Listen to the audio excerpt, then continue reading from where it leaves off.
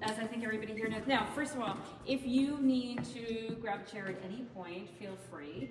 The reason we didn't put chairs out is because I'm going to do this like a little tour. So I'm going to guide you through the show as we walk through the show, which is just on this floor, and then there's a secret painting in the back that I'm going to show you as well. So to begin, first of all, I'm Sheri Pasquarella, as I think everybody here knows. I'm the executive director of the church. I am very happy that you're all here, and I was anticipating an intimate group, so it's really nice that I know everybody here by first name and last name. Some people I know your birthdays. And let's dive into some odes. So actually, going back into the story of the show will reveal my role in this exhibition and why I am giving this conversation. I am leading this after hours conversation tonight. So, as I think you all know, but I'll state it just for the sake of all being on the same page. Once per year, we do an exhibition on what's called material culture. So what is material culture? Some objects. Yes, the life of objects. Good job, Dina. Exactly. Material culture is unfair. Not cool. Cheating. I'll make sure you get a softball. Don't worry. Okay. So the life of objects, the life of things, and we do one a year.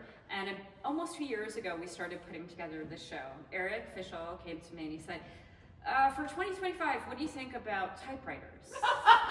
And I said, "Yeah, that's a good idea." And he goes, "What about Tom Hanks's typewriters?"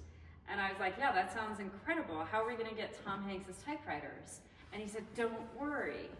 And in fact, they have a close mutual friend who is a painter and actress named Kate Capshaw. And Kate Capshaw's husband is Steven Spielberg, who has directed Tom Hanks many times. And they have also hosted Eric and Tom in their home for dinner.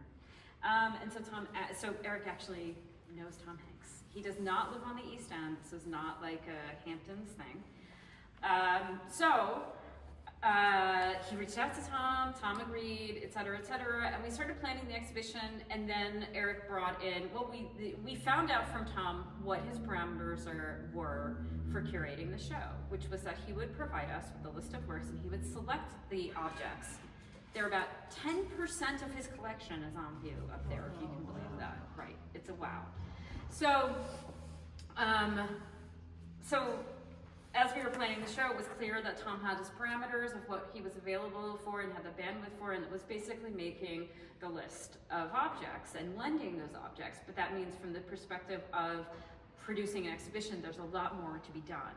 And in fact, next week, there's an after hours on that part of the show with the people who led other components of creating the Some of Tom's Typewriter exhibition. But Eric was, as the story goes, Eric was in Tai Chi on Shelter Island.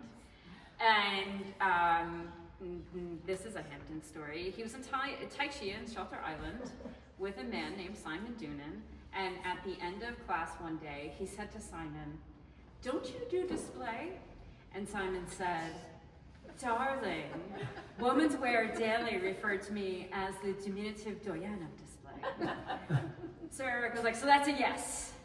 And it was an emphatic yes, and Simon agreed to come on and be the display or exhibition designer of the show. So in addition to being the creative director of Barney's for many years, he also worked on several exhibitions around the world. He had worked actually at the Costume Institute at the Met early on in his career. He designed a show of Warhol's influence on fashion for the Whitney and so on and so forth. Anyway, we had a really amazing dream team for the exhibition that's on view upstairs. And when Simon first came into the picture, he was going to use iterations of this entire building as components of Tom's typewriters.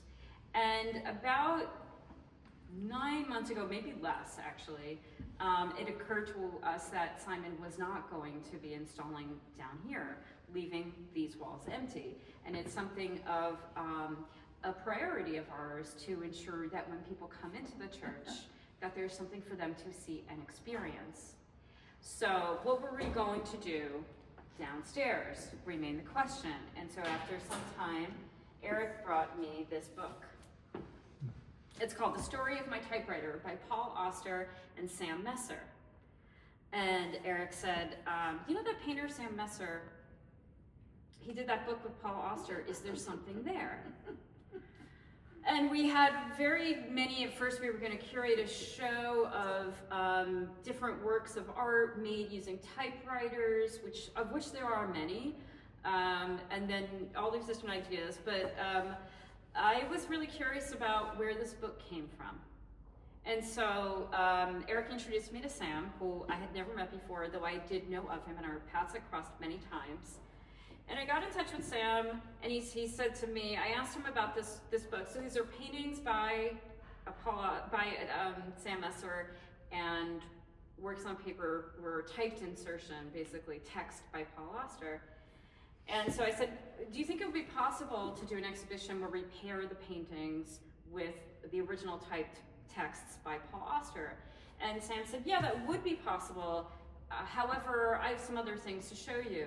And the first thing he did was show me Denis Johnson. Actually, I want to backtrack a second because I told you I would tell you why I'm the one leading this show. At the time this was all happening, we had become aware of the fact that our former chief curator, Sarah Cochran, was going to be moving on from the church. And we were internally still trying to discern, oh, and feel free, by the way, to grab a chair if anybody gets tired of standing. We were trying to discern what kind of curatorial model we were going to adapt going forward. And I personally felt that because of the scale of our organization and our relationships with the community, that the chief curator model wasn't necessarily something that we needed to have. That in fact there might be different ways of telling stories that belong to our community that would be better served by not having a chief curator, in fact. So we were at this interstitial moment, and Eric gave me this book and said, see what you can do, and basically, voila, I wound up curating a show. So I don't plan to make a habit of it, which you might like the show and be like, that's too bad. You might hate the show and be like, thank God. So it doesn't matter to me because it's here anyway. So it's irrefutably a show that I curated, and I do hope you enjoy it. So I'm happy to talk about it because it was a really interesting process. What happened to me was I went to visit Sam Messer in his studio, and he started pulling out all this material. So he told me first, well, you know, I have this relationship with this writer, Denis Johnson, and so on and so forth. And what unfolded for me in the conversation and dialogue with Sam was that, who I learned by this point, that this book, The Story of My Typewriter, was the tip of the iceberg, because in fact, over the last 2.5 decades, Sam Messer has made as many typewriter paintings as Tom Hanks owns typewriters, which is about 300. Wow. Why does Tom collect typewriters? You have to come to next week's talk for that. I'm not allowed to answer that. Sorry. So, Not at liberty to say. I'll tell you later. I'll tell you when we're done with this story. So we're working, so I'm like, okay, well, why is Sam Messer making all these paintings with typewriters? There's got to be something to it. And in fact, what was unveiled to me as I got to know Sam and visited his studio was the typewriter started out as a discrete depiction of a typewriter owned by Paul Auster specifically. And it evolved into a talisman that represented his relationship within an artistic community of writers. And eventually, the typewriter became liberated even from that metaphor and became something that was specifically about him, his work, painting, and I'm going to go into that, and the role of narrative in painting. And so that is the arc of this show, and so I'm going to take you through that arc with a little bit of detail. So I want to first share with you some images that you wouldn't get if you didn't come tonight. And these were images that Sam shared with me after we looked at the show. I'm going to use them to introduce who the players are. So this is a photo. I don't know why my alerts won't go, but if I try to leave them, my whole thing will shut down, so we're just going to have to go with it. This is a photo of Sam and Denis Johnson. So Denis Johnson was a writer. He died a few years ago. He wrote poetry, fiction, and nonfiction. He became very well known for his work of short stories called Jesus' Son. And in addition to he's a phenomenal poet, I have to say. And also he was very well known for what's called, I guess, gonzo journalism. So he was not the chief player, but really that was his approach to journalism, and he wrote a lot of war articles for Esquire magazine and others. And he was a close friend of Sam's for 40 years. This is them in 1982 at the Fine Arts Work Center in Provincetown, Massachusetts. And we're gonna talk about that moment really quickly. This is Denis and Eleanor Gaver. Eleanor Gaver is a filmmaker. She is also featured prominently in this exhibition, and she is married to Sam Messer. This is Paul Auster. This was in 2003, so this was about 8 years or so into their friendship. And Paul Auster was also a writer, very well known. How many people here have heard of Paul Auster before? He also made films. There were film adaptations of his work. He was shortlisted for the Man Booker Prize for his last novel, 4321, and he passed away just in 2024 of cancer. Also a poet. This is Sam and Denis Johnson again in 2015. This is Sam and Eleanor Gaver, Wow. Tanzania in 1989. Very charming. And this is Sam and Sharon Olds. So Sharon Olds, this is at the National Book Awards for Ballads, which is featured here. Sharon Olds is actually one of the most acclaimed living poets, especially in America, I would say. She was the Poet Laureate of New York State. She was nominated twice for Pulitzer Prize.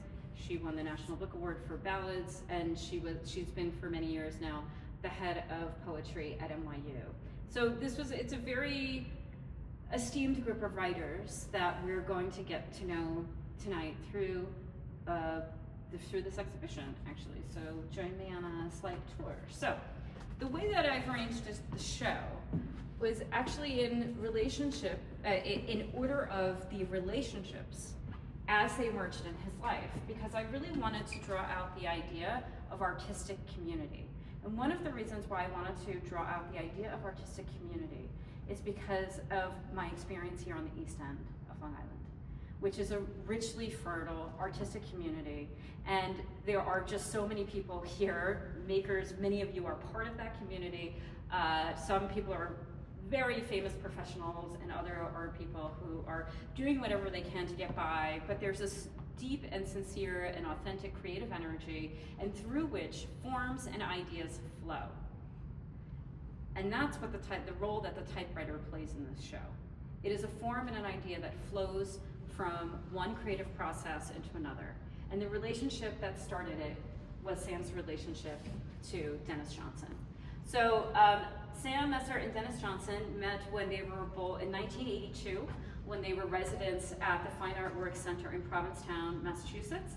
And according to Sam, that Sam was the first painter that Denis ever knew, and Denis was the first writer that Sam ever knew. They got along really well from the jump, and they decided for the following year that they would work together on an exhibition. And so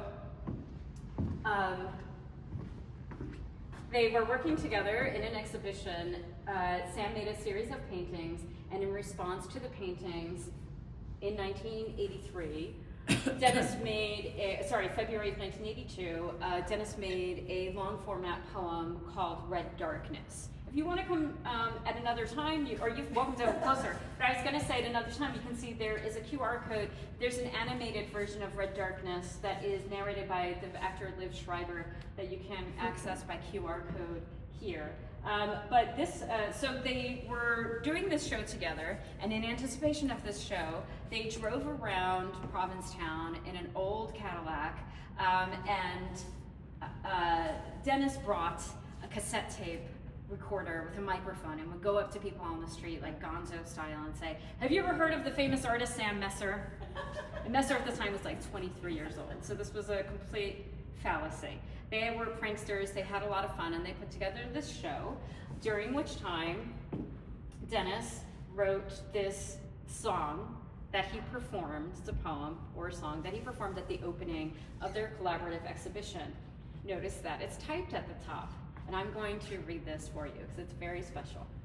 It is a song written in February 1982 about Sam Messer.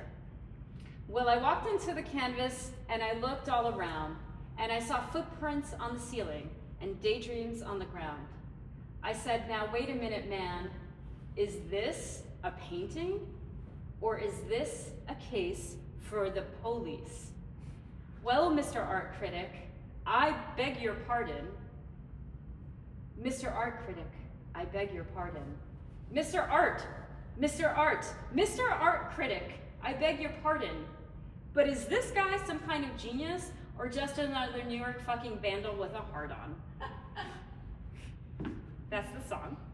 And that was performed by Denis in honor of Sam on the evening. And then this is the handwritten version of it. This is the typed version, and this was given from the writer to the painter.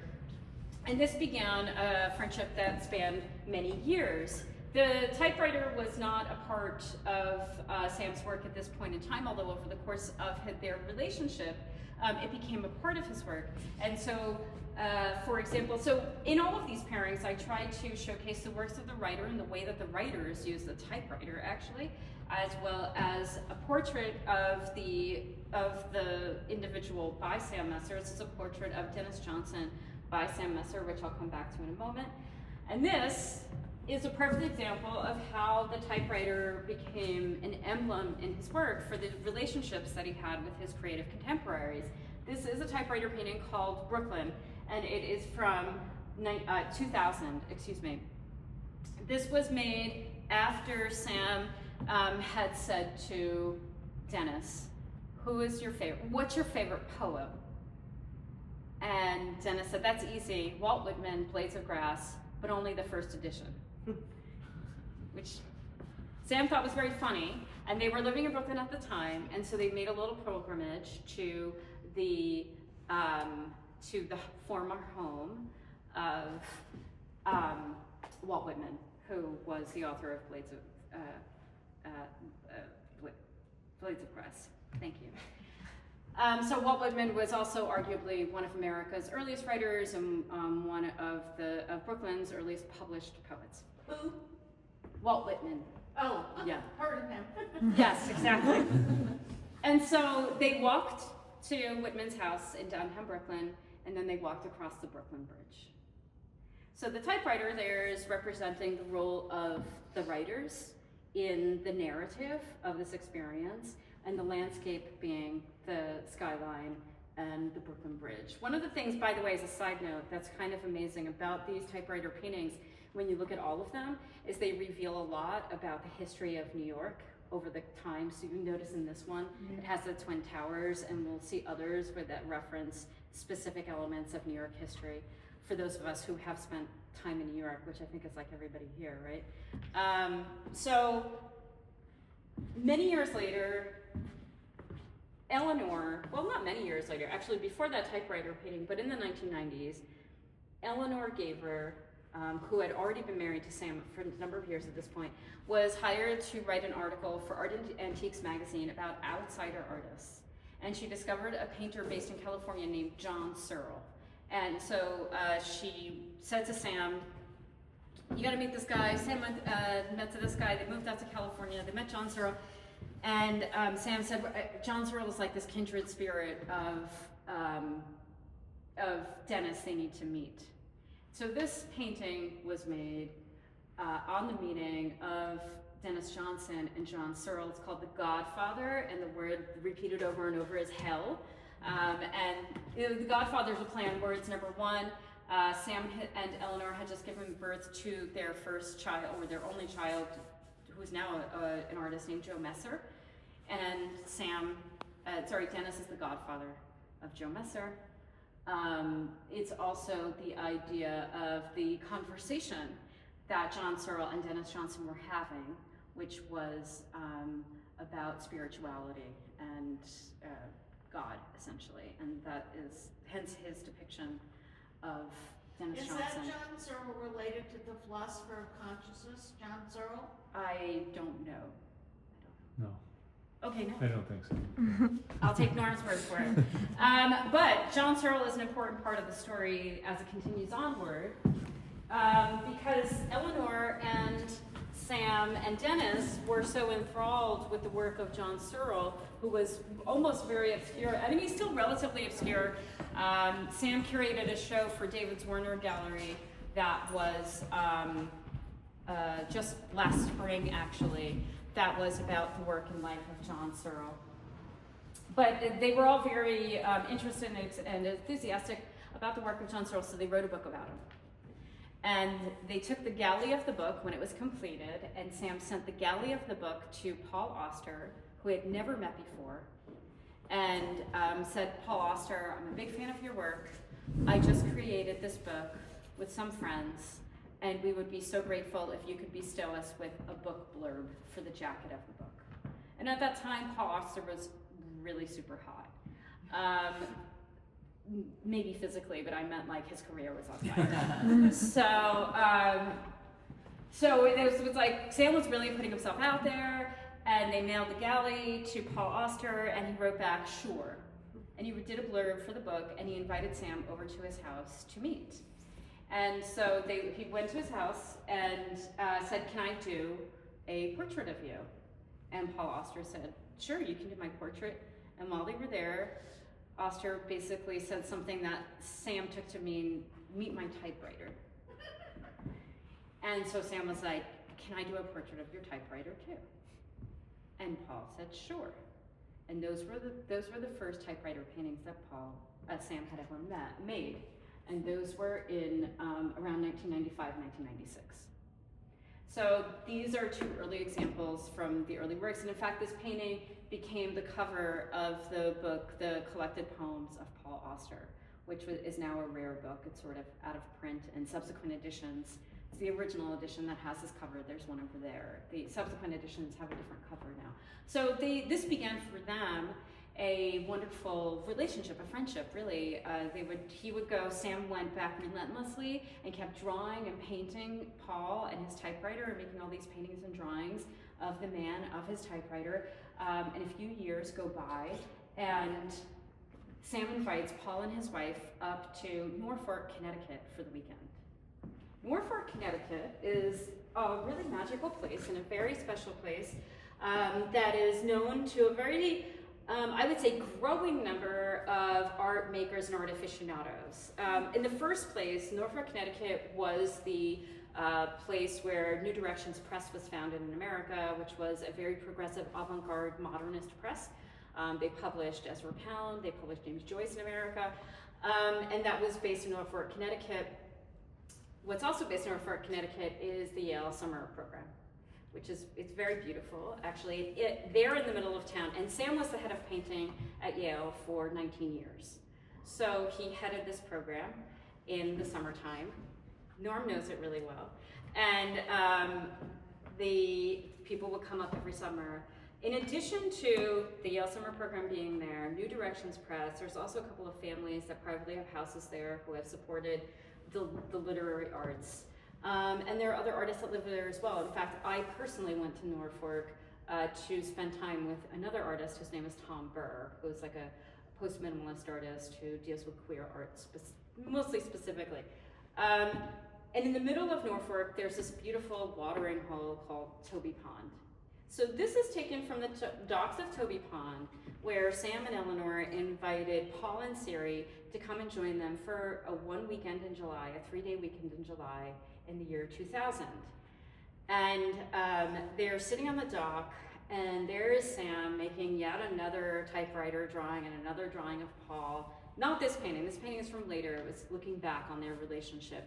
By this point, Paul had just started to get sick. But this is that weekend, very special weekend. They're sitting on Toby Pond, and Paul says to Sam, hey, did you ever think of doing a book of your typewriter paintings?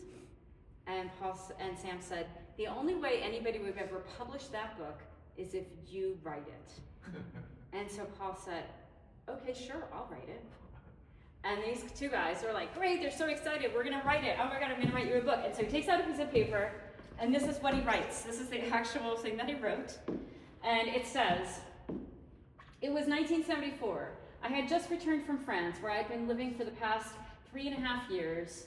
On the journey back to New York, my little Hermes typewriter had been smashed and could no longer be repaired. A couple of days later, I had dinner with an old college friend and told him what had happened. He had a typewriter that he no longer used, he said, and it had been given to him as a graduation present from junior high school in 1962. If I wanted to buy it from him, he would be glad to sell it to me. We agreed on a price of $40. It was an Olympia, manufactured in West Germany, a country that no longer exists. Since that day, every word I've ever written has been on that machine." Paul Auster, July 1st, 2000. So Sam and Paul take this, and Sam goes back to the cabin to Eleanor, so excited. "I'm gonna be doing a book with Paul Auster, and Paul wrote the book." And he shows Eleanor this, and she said, "Yeah, that's not a book, right? Go back and get him to write some more." So he goes back the next morning, and he says to Paul, "Eleanor thinks we need to do more, that's not a book." And Paul's like, "Got it." And over the remaining time of the trip, he writes a book. And the book is called The Story of My Typewriter. And these are 2 of the original type pages from the book. And they really well, these 2 pages were selected because they well encapsulate what the book is about. The book is about Paul Auster's relationship to his typewriter and his unfolding artistic rapport and relationship with Sam Messer, and Sam Messer's approach as a painter to depicting the typewriter and the person.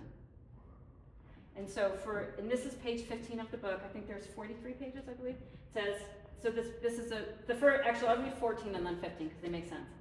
Page 14. "I remember pointing at the typewriter to him the first time he visited, but I can't remember what he said. A day or 2 after that, he came back to the house. I wasn't around that afternoon, but he asked my wife if he could go downstairs to my workroom and have another look at my typewriter. God knows what he did down there, but I have never doubted that the typewriter spoke to him. In due course, I believe he even managed to persuade it to bare its soul." Page 15.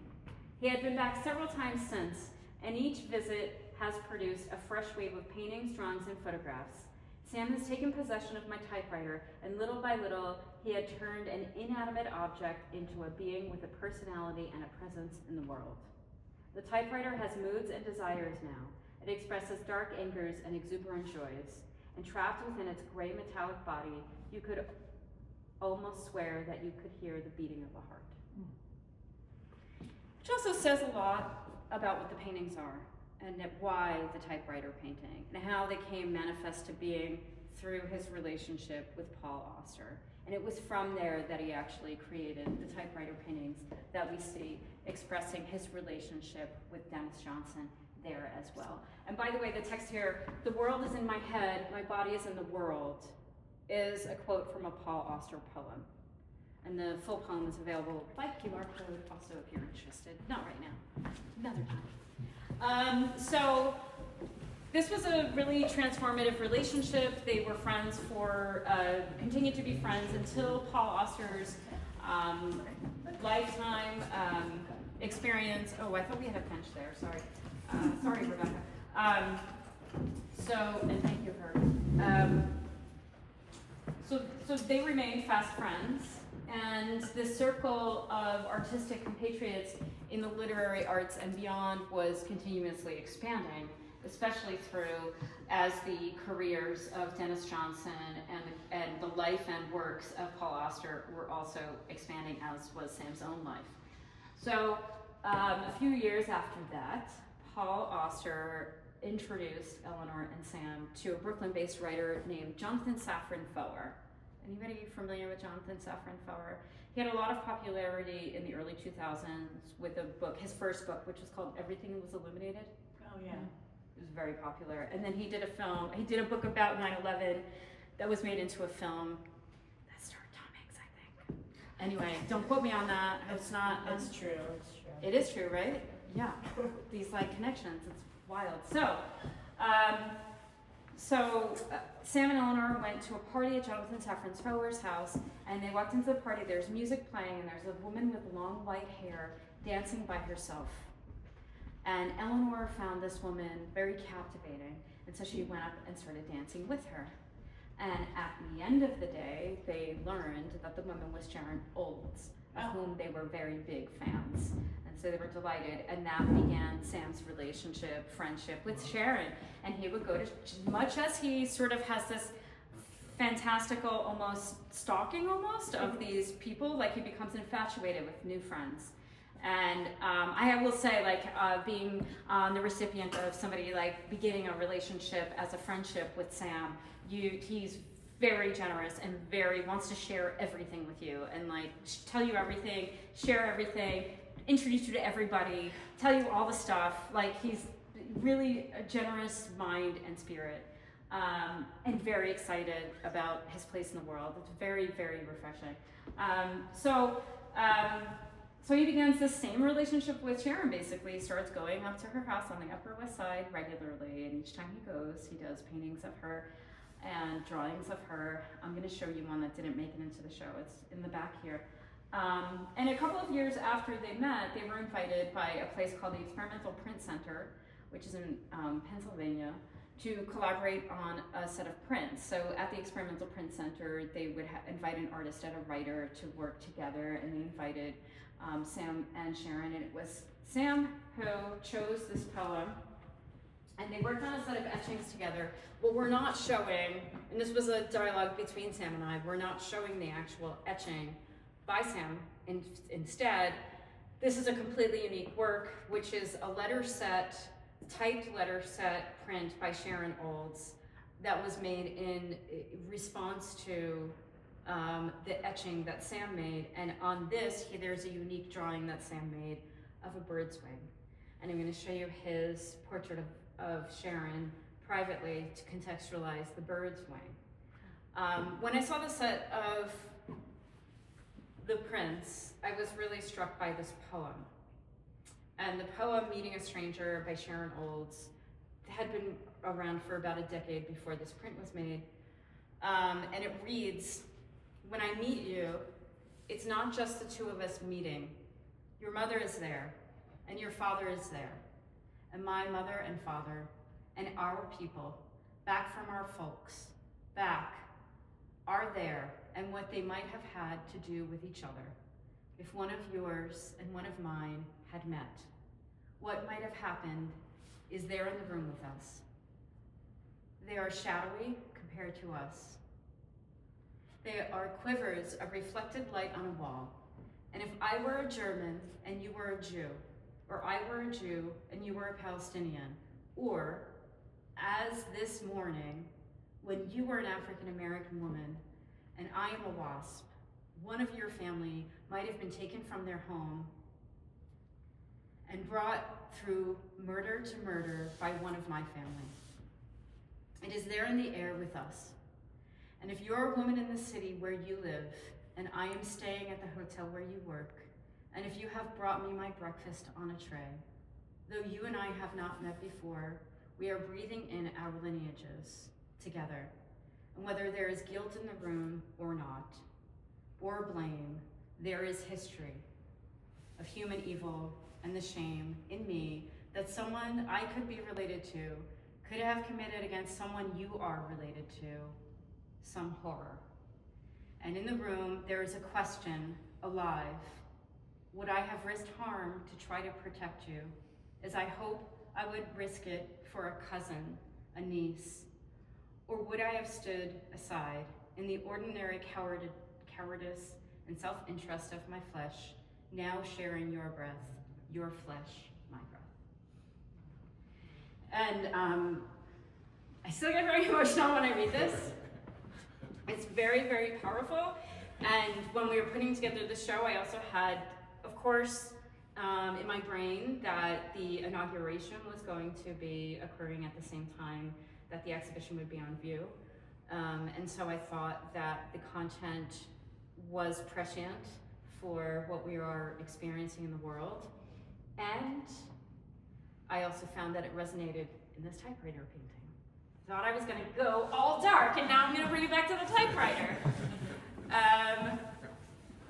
This one is called Sandy, and it is named for Hurricane Sandy. And as I said before, remember I was saying, like, through the history of his typewriter paintings, you see the evolution of the New York landscape. He made this when he was in an artist residency program in downtown Manhattan. He was living in Brooklyn at the time, and he was watching Hurricane Sandy come in to the city. And for many people, Hurricane Sandy was a moment that could have brought people together, or it could have been very divisive, because there was a mad rush for resources for many people, especially in lower Manhattan. So there were parts of the city where Hurricane Sandy was complete devastation, where people were without running water, where they had electricity outages, they couldn't get in their apartments, that their water damage and waterlogged. And yet other parts of the city were at a different terrain, and so they were dry and people had life as normal. So what happened was sharing of resources. This is because the city wasn't really equipped to necessarily provide every need in such a short period of time. I mean, the city did rebound fairly quickly from Hurricane Sandy, but it was something that, especially in the art world, I will tell you, like, I have a friend who owns a conservation studio, and they just finished doing Hurricane Sandy damaged art like 2 years ago. And when I say art, yeah, some of it is by artists you would never know, and there were major like Clifford Still paintings and like major works of art history. I saw like a 12-foot Joe Mitchell painting in the conservation studio that they had worked on for 4 years because of its damage in Hurricane Sandy. That's like an art world aside, but the reality is, to me, the two works here that were made, her poem and his painting they didn't know each other at the time, but they were made around the same time, where they were both connecting with aspects of humanity, reflecting the call to urgency of togetherness, and also reconciling the idea of separateness and challenge and struggle that appears through the human experience. Do you want to see the secret painting? Yeah. All right, let's go. Do people own these paintings? Oh, that's a great question. One of them is owned, the rest are all lent by the artist. And some people we don't sell things at the church. So I know that some people have inquired since the show's been up, so some of them might have been sold before. Sheri, what made you come up with the name of this? Some Odes? Yeah. Oh, that's really a great question.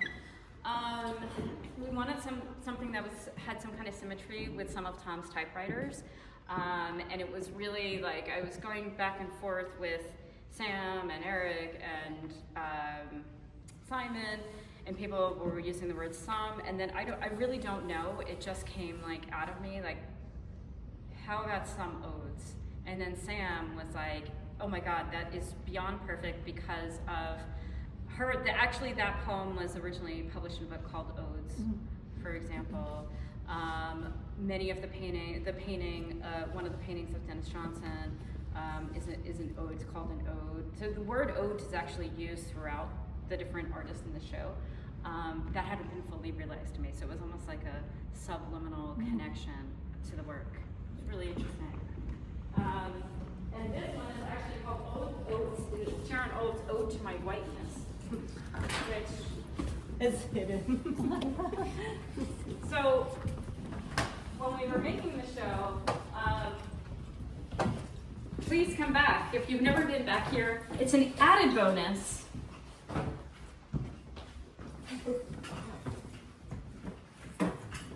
Yeah, it takes a lot of depth of space. It's a shame that it's in this narrow hallway because it's a large painting, and so it needs some depth of space. But the reason why it's back here, so when we were putting together the show, the original idea was that every pairing would have a couple of one or two typewriter paintings relating to the person's subject and a portrait of the subject. However, this was the only portrait that, other than simple drawings, this was the only painting portrait that Sam had made of Sharon. and it was very large, and I wasn't sure it would fit in the show, and we couldn't find a place for it actually. So I tried it here on the wall, on the other side of this wall here, and it didn't work. So it got edited out, and we just, you know, live with it back here very privately. So you guys are very lucky getting to, I see it every day. Yeah, thanks for showing it. I'm so glad. Do you like it? Yeah, Yes. pretty cool. So it goes to stand in the bathroom. yeah, stand in the bathroom. No, serious. She's serious. It's true because she uses that for space. But here's the thing. Yeah, yeah. And you can turn on the bathroom. Feel free to turn on the bathroom light. But here's, remember when I said that Sam had drawn the bird at the bottom of the drawing because of Sharon. Sam thinks of Sharon as someone who thinks of themselves as a bird. And so this painting, this is a bird's nest. This is Sharon sitting in the bird's nest with a branch That's coming. Thank you, thank you. That makes sense now. Trying to figure that one out. Did you say this is one of the only portraits he did of her? Yeah. Of Well, his he did a wife? lot of drawings. Okay. This isn't his wife. Oh, okay. Sharon Olds was their poet friend. Okay. His wife is last. We'll go to her in a second. What's her name again? Eleanor Gaver. Okay. But Sharon is one of the friends that he met latest in terms of the narrative arc of the exhibition. She's the dancing one. She was the one Yes. that's dancing with her long white hair. As you can see, she's got the long white hair in the painting, clipped back in her barrettes. She's also, that was the other thing. I was like, Sam, she's on a computer. How are we going to reconcile that? But in honesty, we did want to have it in the show. It just really didn't physically fit, as you saw, because we have the Sandy painting and the meeting of a stranger poet. And we both felt really strongly that those two were the right to represent that relationship between them. Because there was some energy, in addition to the print being a collaboration, that they actually went to Philly and worked on together. The pairing of Sandy and meeting a stranger really speaks to this energy of artistic community where you might feel something, sort of like me coming up with the name Odes. It's sort of like you feel something that's in the air that you're breathing in at the same time as another person, and that both wind up expressing it in different ways. And that's, to me, what the pairing of meeting a stranger and Sandy represents. What's the time frame of the creation of the paintings? Which paintings? The typewriter paintings. The typewriter paintings, the first one starts with the portrait of Paul Auster in 1996. Okay. And so the typewriter painting next to that is from 1997, but that was like the second or third painting, Sam thought.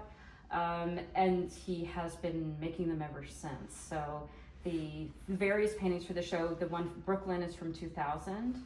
Okay. The one that is ahead is, I think, 2006 maybe. The small Paul Auster typewriter is from 1997. The large Toby Pond painting, that's from 2015.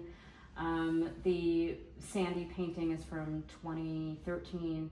And the Meeting a Stranger is from, I think, 2017, I want to say, 2017 or 2019. So they're also generally in chronological sequence, with the exception of the Denis Johnson typewriter paintings. But so there were in the chronology of how he developed these relationships, basically. Did he paint other subjects over this time? Oh yes, yeah. I mean, I think that over this time he started to become known for the typewriter paintings, but he's done a lot of portraits. He's done a lot of. Let me grab a chair for you. We're heading to the big wall over there. What is the origin of the word ode? What does it mean? Ode means a salutary reflection upon. So I'm not sure. I mean, I know it was popularized by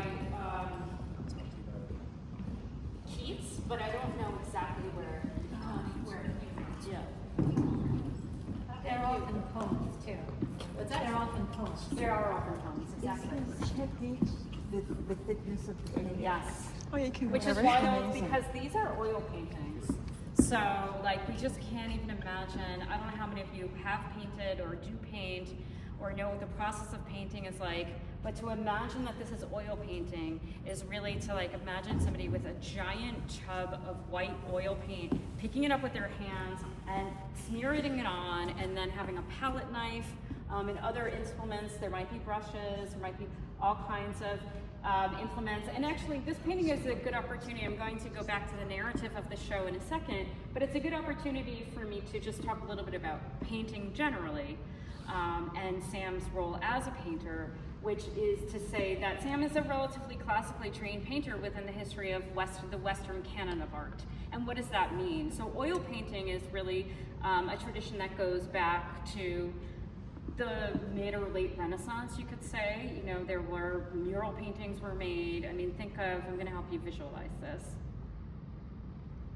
The Last Supper, right? That was a tempera wall mural. And not long after that, you had the invention of oil paint and pigments, the pigments were already invented for the use on tempera, but they needed some kind of suspension agent, something to put them in so that they didn't have to go on a wall all the time. They could move on to panels and then eventually canvases. And so oil painting was born also by the late Renaissance. This is a very simplified history. But anyway, that history is the foundation of Western art now for how many years has that been? 600 years? I don't know, is that right? 550 years? It's something people keep doing. And it was during that time period that was established what's called like an academic hierarchy of painting. And this is something that painters today still know about. Like, who's a painter here? What's the hierarchy of painting? Or the hierarchy of genre? Anybody know? Hierarchy of genre. Yes. Okay, so I'll tell you. So the hierarchy of painting is basically an academic order of what were the most important things to paint, right? And so the most important things that you could paint were history and allegorical scenes, right? So you had allegory, history, then you had portraits of your patrons or patronage. What about religious? Yeah, that would be. Religious is categorized as allegorical. Yeah. Or religious could be patronage because it depended. This was after the Byzantine era, so people were no longer painting saints, right? But saints were often painted as patrons and vice versa. Yeah, it's a really, I could give a whole another class just on that. But basically, you go all the way down the list until you get to like landscape is next, and then still lifes, and then what you call genre studies, which are scenes from everyday life, which is what this is. Yeah. That's why I'm telling you this. Such a classical still life as well, right? Yes, thank you, her. Ding, ding, ding, see, you made up the points. You thought Dina had the home court advantage. You got like a gold star for that one.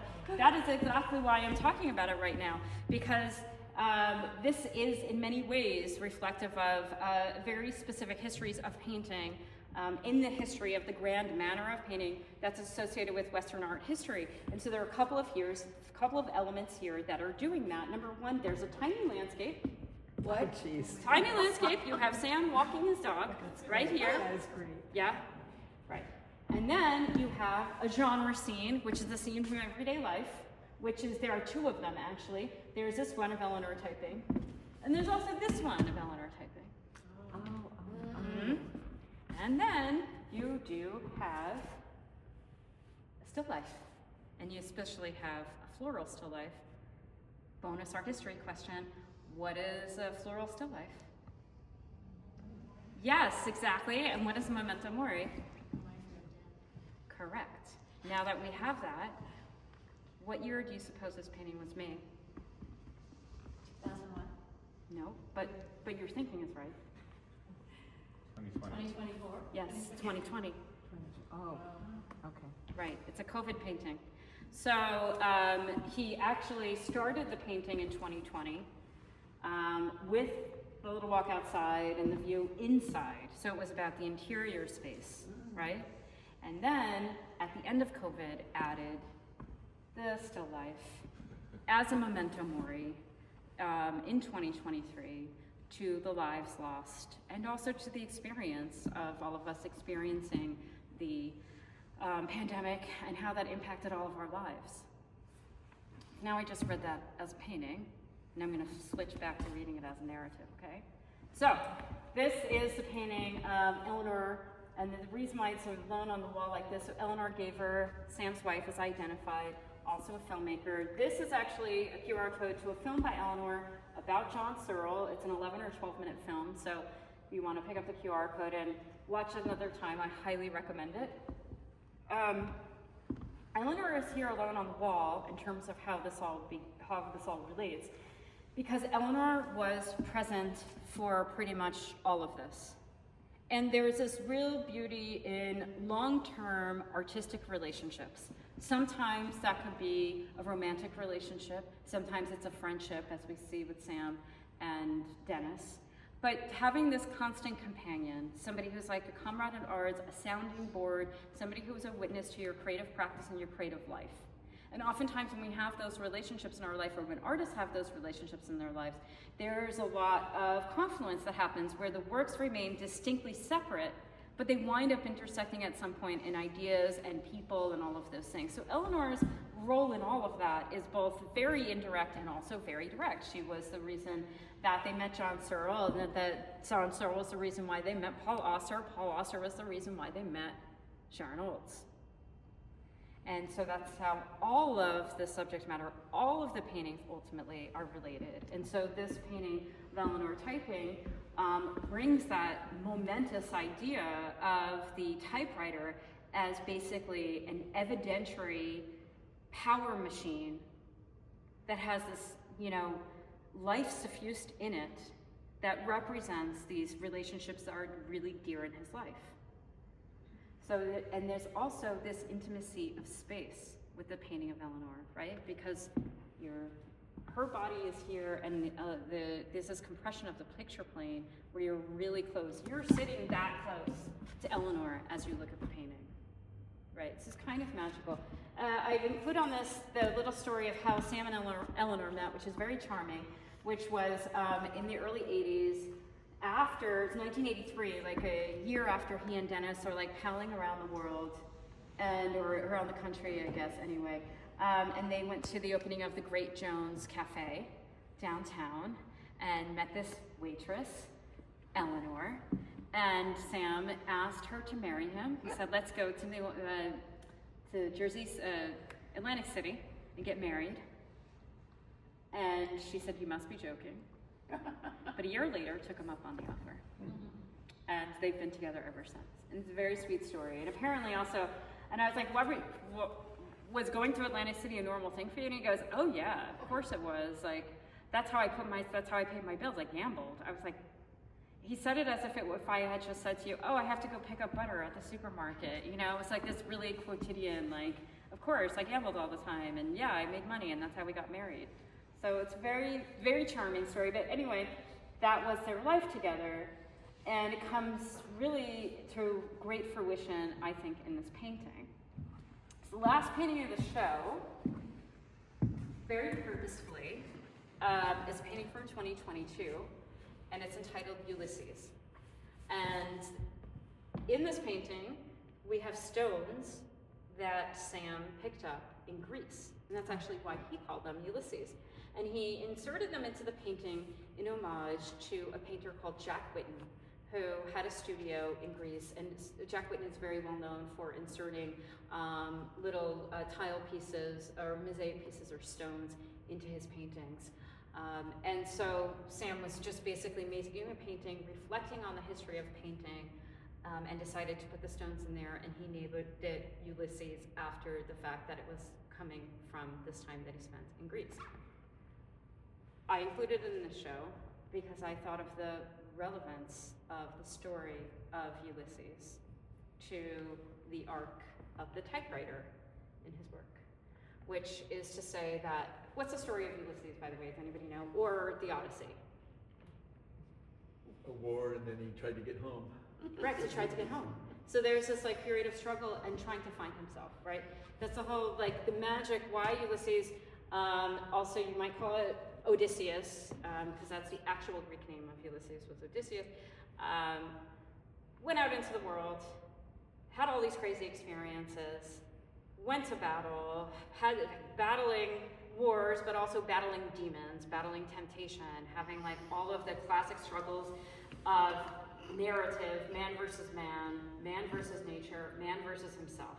Those are all wrapped up in Ulysses, and at the end they come full circle, and the great character of Odysseus, or Ulysses, has arrived at a knowledge of himself and claims his own destiny as a result.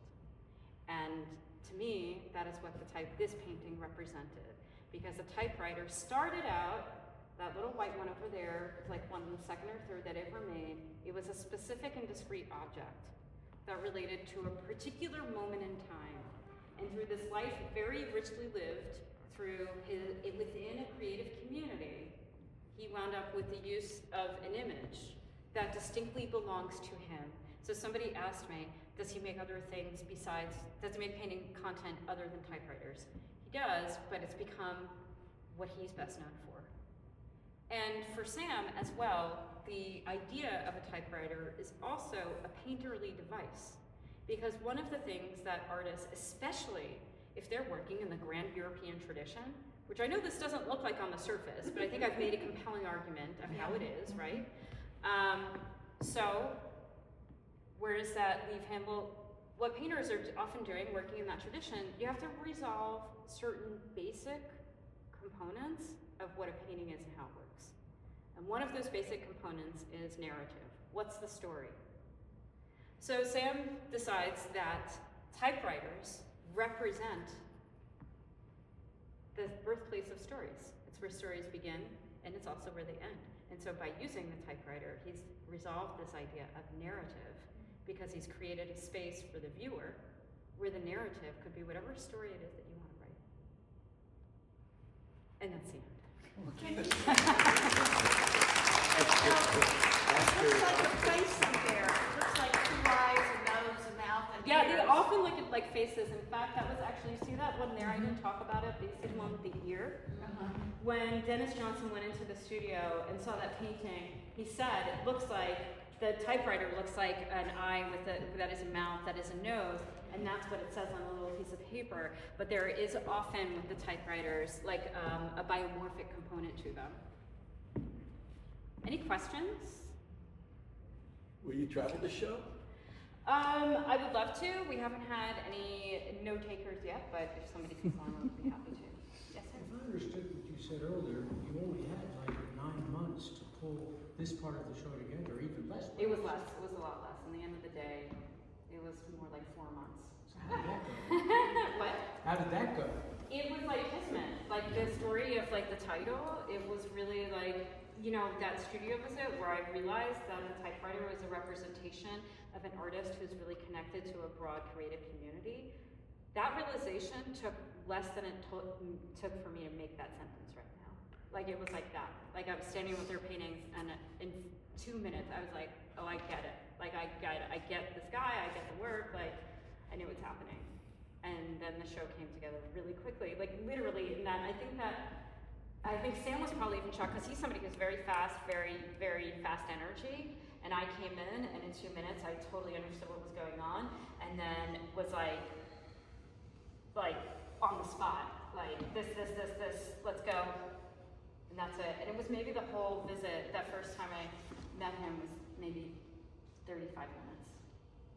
So, yeah, it was pretty, it's a lot of fate at play with them, and all of those little funny things within it that resonate with the show, like Paul Auster talking about his Hermes typewriter, Tom Hanks' first typewriter, but it was also a Hermes typewriter. Like it's a funny detail like that. Most people don't know that when they come through the show, but when I read that, I was knocked out because I did know that, and it was very funny. Any other thoughts or questions? Yes. Did he show in the city? Is he represented by a? Yeah, he's been represented by a couple of galleries. He's currently within galleries. I think the last show they had was at Frederick Fraser in Chelsea. He was in the recent show that was at the Brooklyn Museum, the Brooklyn Artist Show. He had typewriter paintings, a couple of large typewriter paintings. He just curated that This show one was too. the show. What's that? He just curated that show too uptown. And he curated the show at David's Runner Gallery, and then a couple of his paintings were in that gallery. There's a in that really show as like well. juicy, like the oil paint is like Exactly. Yeah. He was like way wrong. I mean, you just imagine, I do, and I asked his daughter when she came, Jo came, she's also a painter, she shows with 56 Henry Gallery, she's been around, and she went to Yale, and Eric and I were like, Eric actually, because he's a painter, said to her in a way only another painter could, he was like, what is up with that painting? And you know, but we were like really talking about it from the perspective of like, that's a lot of paint. And she was like, yeah, I know, my dad is crazy. He really has like fistfuls of like oil paint and just like smearing it on and just, you know, heavy, take forever to dry. Because oil paint, if you don't work with oil paint, you wouldn't necessarily know that. It doesn't dry. A painting like this could take up to a year or two to fully dry. Yeah. I feel like that one in Zorn wasn't even dry on the inside. It probably wasn't. It probably wasn't. It probably It was wasn't. still wet. I don't think this one was when we moved it. Honestly, I really don't. I would bet half of these paintings aren't fully dry. Yeah, and this is from 2023 was when he stopped working on it, so I don't think this was fully dry. The others are old enough, and you can see in the Paul Auster paintings, also, you can see in the Paul Auster paintings, the two small ones, that his own work has changed a lot in the time, and so there was like an evidently smaller brush was being used. Just if you look at the surface detail, even the portrait of Denis Johnson, the red Godfather painting, it's a very different approach to the actual painting, making of a painting, than a painting such as this. And just like in terms of the thinness of the application of the paint and how you achieve that effect is a very different process of painting than something like this, right? Probably pre-gambling money. I I guess. You mean less paint, Yeah, less money, less paint. money, less paint. I mean, that's the other thing, because you're like, that would be not an inconsiderable expense of paint in this painting. Yeah. Like, huge. 2022 is also hard to Come get. by Yes. because of COVID, and so a lot of people, but he might have been hoarding paint for a long time, which I wouldn't be surprised if he were, to be honest with you. I have one more question. Yeah, of course. Is Sophie Calle and Paul Auster, like, so this to me is like a circle, great like an question. artist, Yeah, and he kind of yeah, goes in a circle, yeah, and then Paul Auster has his own circle, like Correct. with Yeah. Sophie So Calle. Sophie Calle and Paul Auster also did collaborate Yeah, on their a work book is and fucking work together fantastic. and visual art together. Yeah. That's very true. And that was around the same time period. I think they started collaborating in maybe 2002. Yeah, he must be a strong or so. artist for everybody to. He was, I never met him, but yeah, I've watched a lot of videos about him since then and, read quite a few works. And I think you're right the way that you said it in terms of him being a strong artist. I think he was somebody like Sam who is so genuine, led so much by their own curiosity and enthusiasm that encountering other artists is more of an opportunity than a threat. And I think for a lot of creative people, unfortunately, it can be and actually for any one person over the course of their life, that might flip-flop, right? Where sometimes you feel not so confident about yourself, and so it might feel daunting to have a creative collaboration with somebody who you might regard as being sophisticated or successful or whatever. Yeah, that's dangerous territory. Exactly, yeah. But Sam is very open in that way, and as I undertake it, so was Paul Auster. Can you say something about the hand? It sort of jumps out. I understand we're up close and the fingernail polish.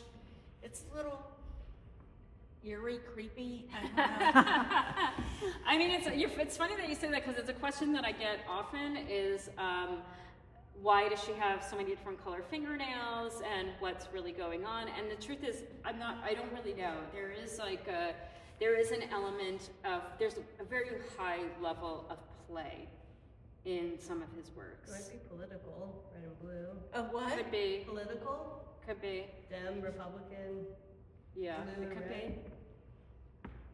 Yes, Rachel. I was just wondering, kind of your history lesson of the hierarchy of art. Was razor blade at the top allegory, or was that missed in this painting? Have to sing it. Oh, that's a great question. So, in the history of art, a ray of light would be allegorical, It's actually. that little corner on the left. Yeah. But I thought Yeah, of I the see what hand you're of totally God saying.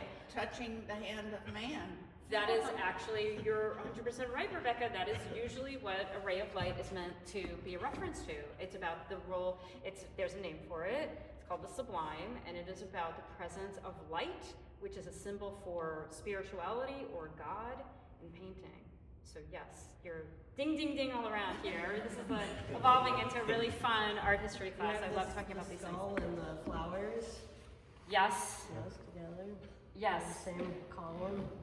Yeah, this is all, every trope of Western art history is in this painting. And what's really interesting also, that painting of Toby Pond, Sam, to him, when we first started talking about that painting, the first thing he said was, well, I was thinking about Chardin. And I said, that's great. And he's like, no, we shouldn't talk about that. And I was like, okay. But, which means to say, what he was trying to say was, he is very mindful about the history of painting, and especially Western painting, and all of the works that he's making. These are not accidents. So even though he is a ball of energy and he has figured out a style for him that communicates that energy to other people, at the same time, he's extremely mindful and intentional. And that's what sets up the conditions for his work, I would say.